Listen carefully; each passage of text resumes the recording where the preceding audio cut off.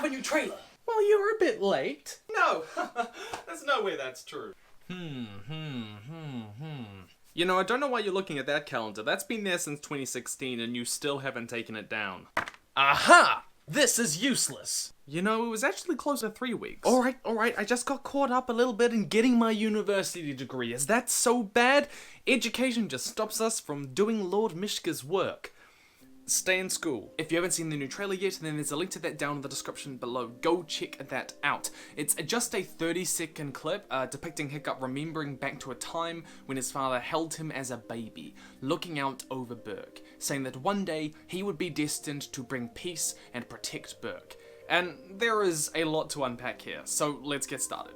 We see from this image in the trailer, with Hiccup standing atop the same cliff as Stoic, that clearly this will be him remembering back to this moment from his life. His mother would have been gone at this point, and if I were to hazard a guess, this moment would take place at the beginning of the film. This could just be Hiccup standing and reflecting on his duties as chief, perhaps starting to realize that the dragons might one day need a new home. And we see soon after that Toothless comes up behind him and nuzzles him in this cute moment. And we do know, thank you to a comment from Magikov, that Toothless will spend a large part of this film actually away from Hiccup. So this will likely be at the beginning of the film. Also, just listen to how deep and rich Gerard Butler's voice acting in this scene is. That job will be passed on to you. And out there, beyond the sunset, lies the home of the dragon.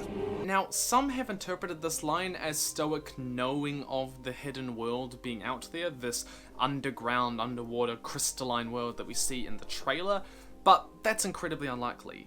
In the first film, Stoic doesn't know where the dragons are hiding, where they live. The dragon nest, part of his quest is to try and find it so that he can hunt them down and put an end to the war. So I see this as more of an aspirational dream for Hiccup, with the phrase beyond the horizon being more about how the world is just too big for them to comprehend. That there's just too much out there and they don't know it all. It just so happens to also be true.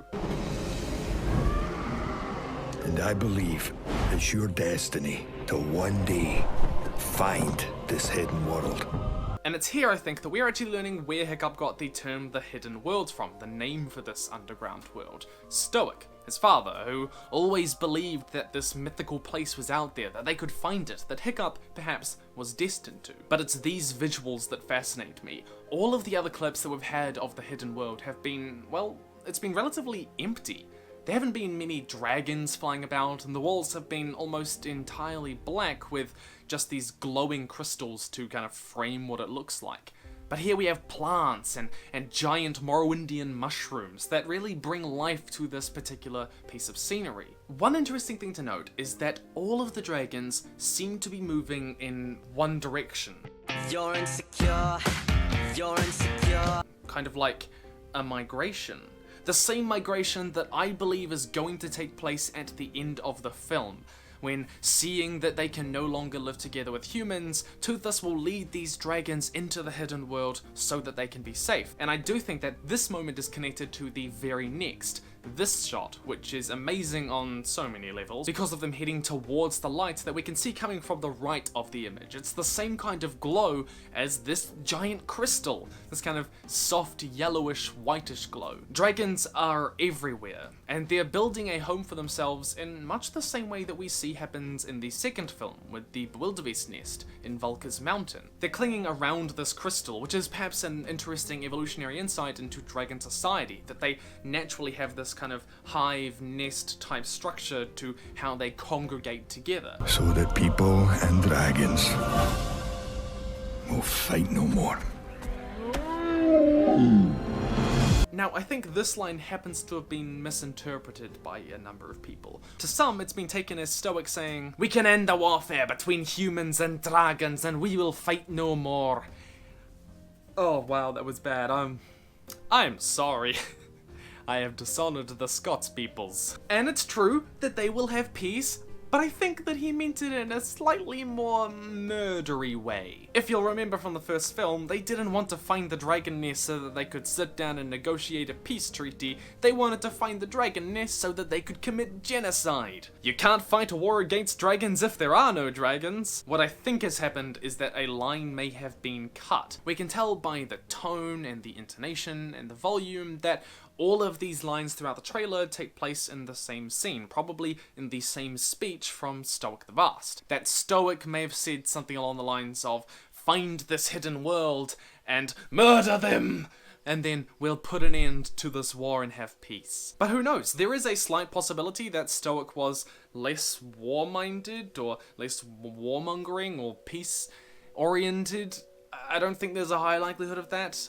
That would kind of defeat the arc of the series in a way, kind of take away from the awesomeness of Hiccup and Toothless's achievement. Toothless then comes along and takes him away from this deep thought and memory. Another side thought, but it looked to me in this shot that there was way more wispy white stuff over the entrance to the hidden world. In the first trailer, I thought it was just sea foam being thrown up into the sky by the tumultuous watery entrance, but this definitely seems more like steam with how it rises. It's got very much more of a gaseous look to it rather than just kind of spraying sea foam, which is interesting because this might suggest there are underground heated water sources, which would totally make sense because we know that this whole place is formed out of lava tunnels that can go very deep into the earth. And in the second film, the Bewilderbeast nest is formed around geothermal heat sources. That was part of the reason they went there. It was warm despite the climate of iciness and glaciers and everything. Dragons may naturally congregate around these geothermal heat sources. But that is all from me. Sorry that this took so long to make. I know it's been out for a long time, but with my Empires series, that sort of just exploded, and then there were a bunch of sponsorships, things that needed to happen, and my life was like chaos because I've also just finished university. Like, I've just had the last 2 weeks ever at university after 5 years, so everything kind of came to a head around this one point, and I couldn't do all the videos that I wanted to, but hopefully this should make up for it. Question of the day: who is your OTP, your one true pairing, the one fictional couple that you care so intimately about? Mine, well, I'm not really actually much of a shipper, but I do ship Jim and Pam from The Office. Let me know yours down in the comments below. Also, I have a second channel, which some of you will know, but they'll also know that I very rarely update it. I just did update it with an unboxing for an Avatar card game, if you want to go check that out. It's called TwotheFuture. There's a link somewhere on my channel, probably down in the description below as well. In the meantime, come follow me over on all my social media, including my Twitter, which is where I tend to post the most, that rhymes. And stay nerdy, and I will see you in the future.